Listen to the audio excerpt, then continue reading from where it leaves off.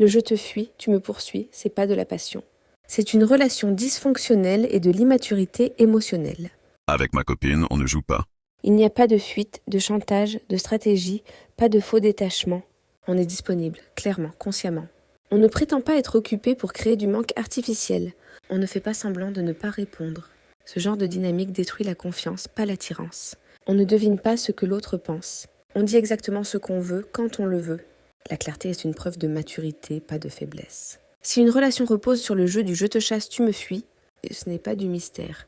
De l'excitation, du spicy, c'est une incompatibilité déguisée. Une relation saine n'est pas ennuyeuse. Elle est stable, solide et incroyablement puissante. Elle libère de l'énergie au lieu d'en consommer. Les gens qui parlent de relations piquantes parlent surtout de chaos émotionnel. Ils confondent intensité et sabotage. Dire que casser, revenir, souffrir. Repartir est excitant. C'est avouer qu'on vise moins que ce qu'on pourrait avoir. C'est romantiser l'instabilité. Une relation claire fonctionne comme un système de haute performance. Moins de bruit, moins de stress, plus de focus. Plus de création, plus d'expansion, plus de vie. C'est exactement la différence entre la discipline d'un athlète d'élite et les montagnes russes émotionnelles d'un amateur. L'un construit. Sur des décennies, l'autre s'épuise en quelques mois.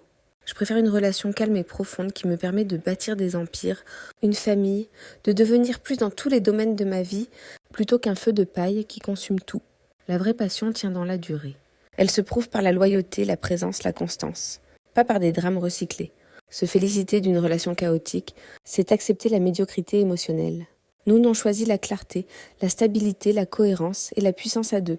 Je ne laisserai pas mes enfants fréquenter des enfants de familles pauvres. Non pas par mépris social, mais par responsabilité parentale. Ce n'est pas une question d'argent, c'est une question de croyances transmises à voix basse, dans les cuisines, les salons, dans les phrases du quotidien. Un enfant n'imite pas ce qu'on lui explique. Il absorbe ce qu'il entend de manière répétée, en particulier quand ça vient d'adultes. C'est impossible. Tu ne peux pas. C'est trop cher. La vie est dure. Ce serait bien, mais bon. Sois content déjà de ça. Ces phrases programment plus vite qu'un trauma. Je refuse que mes enfants apprennent la peur du monde avant d'avoir appris à croire en eux. La prudence viendra plus tard. La vision d'abord. Même adulte, traîner avec des gens négatifs te ralentit pendant des années. Alors imaginez un enfant, sans filtre, sans recul. C'est de l'inconscience parentale. J'ai mis des années à comprendre pourquoi certaines familles riches choisissent soigneusement les écoles, les cercles, les fréquentations. Ce n'est pas de l'arrogance, c'est de la stratégie. Un enfant ne doit pas passer ses soirées à entendre que réussir, c'est rare, que viser grand est dangereux, et que se contenter de peu est une vertu.